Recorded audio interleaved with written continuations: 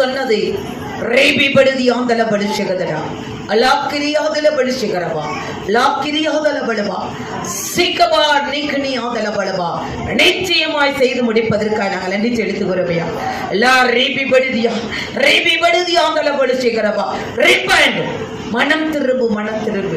நீ போயிற ரூட்டை விட்டு திரும்பும் பொழுது உலகத்தை நோக்கி போகிற தேவஜனமே, இது தேவன் சீக்கிரமாய் வரப்போகிறார். இனி காலம் செல்லாது. அவருடைய சத்தத்தை கேட்டு நீ குணப்படும்படி என் தேவன் உன் அருகில் இருக்கிறார்.